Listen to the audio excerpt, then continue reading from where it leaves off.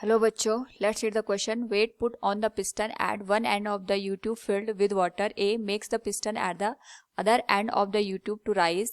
B makes the piston at the other end of the U-tube to fall. C makes no change in the piston at the other end of the U-tube, and D none of these. Now to answer this question, first we will discuss here the key concept, and here the key concept will be Pascal's law.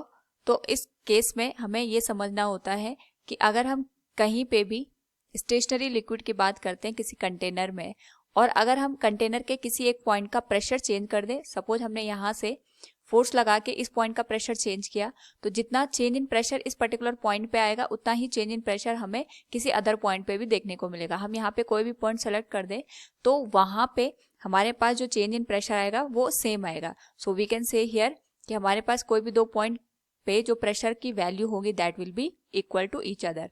Now according to the question हमारे पास यहाँ पे एक U shaped की tube दे रखी है, तो हमने यहाँ पे इसको इस तरीके से कंस्ट्रक्ट कर दिया जहां पे हमने वाटर को फिल कर रखा है, और यहाँ पे हमने अगर इस पे एक पिस्टन को अप्लाई करके इस पे डाउनवर्ड डायरेक्शन में फोर्स लगाया तो वी नो दैट इस पर्टिकुलर पॉइंट पे जहां पे हमने पिस्टन से फोर्स अप्लाई किया वहां पे प्रेशर क्रिएट होगा, और जितना प्रेशर का चेंज आएगा अगर हम यहाँ पे कोई भी दूसरा पॉइंट सेलेक्ट करें तो उतना ही प्रेशर का चेंज हमें दूसरे पॉइंट पे भी देखने को मिलेगा।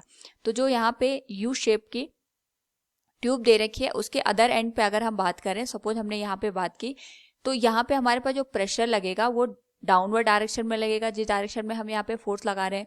इसी के करस्पॉन्डिंग हमें जो वाटर है वो अपवर्ड डायरेक्शन में राइज करता हुआ नजर आएगा, क्योंकि यहाँ पे जो फोर्स की डायरेक्शन होगी वो अपवर्ड डायरेक्शन में होगी। तो जितना हम यहाँ पे फोर्स डाउनवर्ड डायरेक्शन में लगाएंगे, इसी के करस्पॉन्डिंग जो हमारे पास सेकेंड पॉइंट है या दो अदर एंड है यूट्यूब का, उसके पर्टिकुलर पॉइंट पे हमें फोर्स की डायरेक्शन अपवर्ड नजर आएगी। और इस पर्टिकुलर क्रॉस सेक्शनल एरिया पे अगर हम प्रेशर की वैल्यू देखेंगे that will be equal to the first one. उसकी जो वैल्यू होगी प्रेशर की वो सेम होगी, लेकिन जो फोर्स की डायरेक्शन होगी वो दोनों में अपोजिट होगी। तो यहाँ पे क्योंकि हम पिस्टन से वाटर को डाउनवर्ड डायरेक्शन में मूव करवा रहे हैं, तो इस पर्टिकुलर केस में इसी प्रेशर की वजह से यहाँ पे जो फोर्स लगेगा वो वाटर पे अपवर्ड डायरेक्शन में लगेगा, जिससे कि जो वाटर है ये हमें upward direction में rise होता हुआ नजर आएगा। So from the given question we can say weight put on the piston at one end of the U-tube filled with water makes the piston at the other end of the U-tube to rise. Option A will be the right one. Hope all you understood it. Thank you and best of luck.